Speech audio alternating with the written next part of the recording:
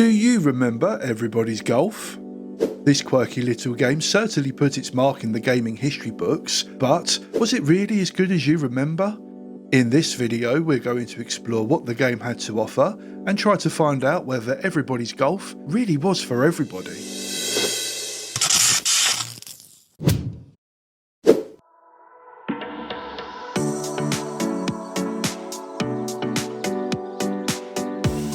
Everybody's Golf, aka Hot Shots Golf, was a game made for, well, everybody, including your nan. So what better way is there to open a family-friendly golf game than with a half-naked woman?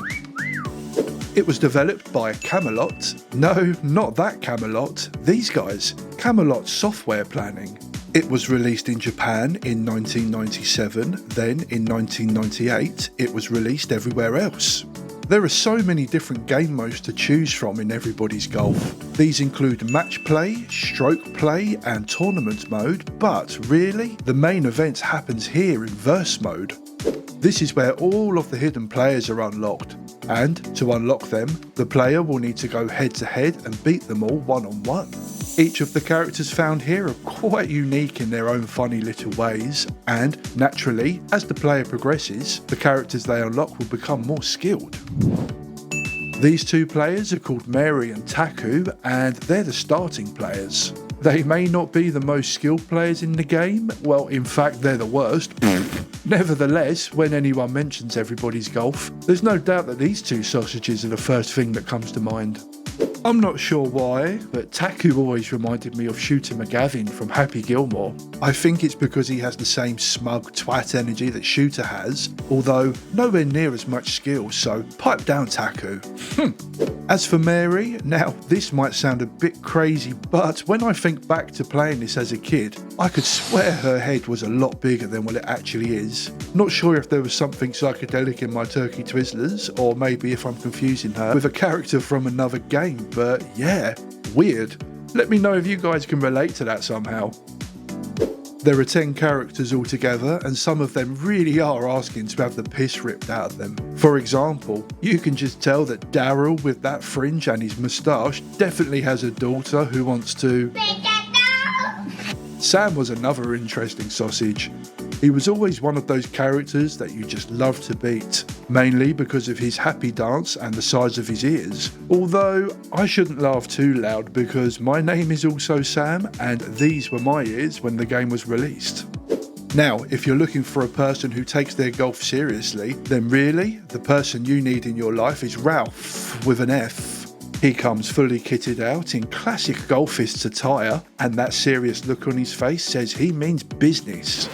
Oh, hang on, he has a flower under his hat. Wasn't expecting that. Putting jokes aside though, the characters really do get tougher as the game progresses. The best player in this game is called Iceman, and just look at his stats. He is so freaking cool, but do you know what? He's nowhere near as cool as you gangsters who hit the subscribe button. When you go up against Iceman in the verse mode, these are the kind of shots he pulls off. That really is the definition of a nice on. When he puts the ball in, there are no silly celebrations or anything like that. He just stands there looking cool or angry for some reason. I could never work out which one it was. Regardless of which character the player chose to swing their clubs with, the gameplay itself was pretty standard for everyone. As you can see, it has the classic slide bar which determines how powerful and accurate a shot will be. To take a shot, the player has to press X on the controller twice. The first button press determines how much power the shot will have, then the second button press determines how accurately the ball will be hit. Now, obviously in most cases the player will want to get maximum power and accuracy, and when they do, they'll see this. Nice shot. Tell me that doesn't give you a touch of the nostalgias. That being said, nice shot doesn't always actually mean nice shot. If the player hits the power and accuracy markers bang on, the game will still play the nice shot animation, even if the ball is set to land in the rough or the bunker. How annoyed would you be if the game tickled you with praise for your awesome skills just to see the ball not end up on the fairway? Although setting the power and accuracy of a shot is standard practice, there's a couple of extra features for the player to take advantage of that aren't so standard. Ball spin is one of them, and this allows the player to manipulate how the ball behaves.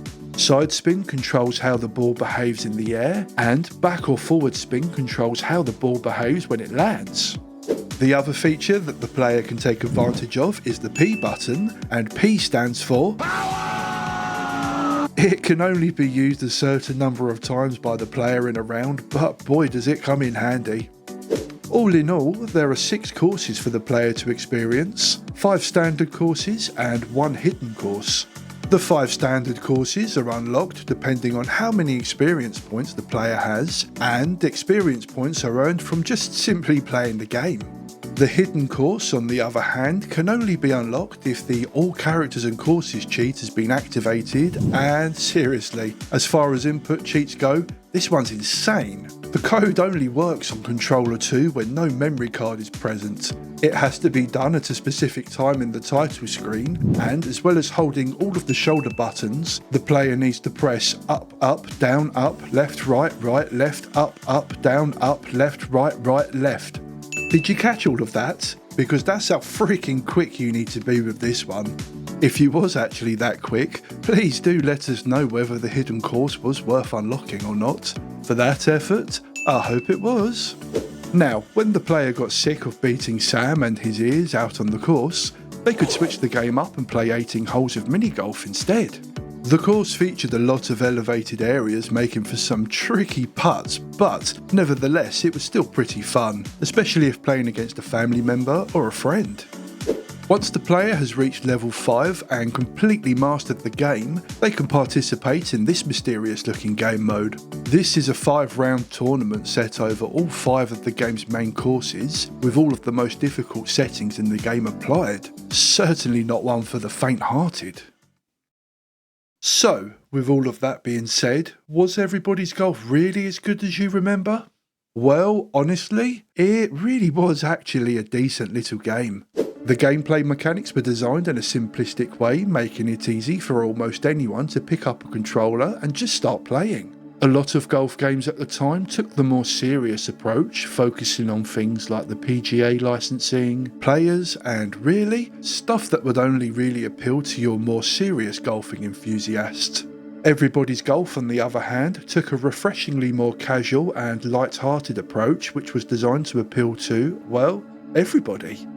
It was certainly a game that was made to bring people together, whether you were a seasoned gamer or someone looking for a bit of relaxation. Everybody's Golf had something for everyone. It wasn't just about sinking birdies or mastering the perfect swing, it was about the shared joy of playing together and creating memories that would last a lifetime. Thank you so much for watching. Please remember to give the video a thumbs up if you enjoyed it, and please subscribe if you want to see more nostalgic content like this. If you have any games that you would like me to make a video of, please feel free to mention them in the comments and I'll add them to my list. Thanks again, hopefully see you in the next video.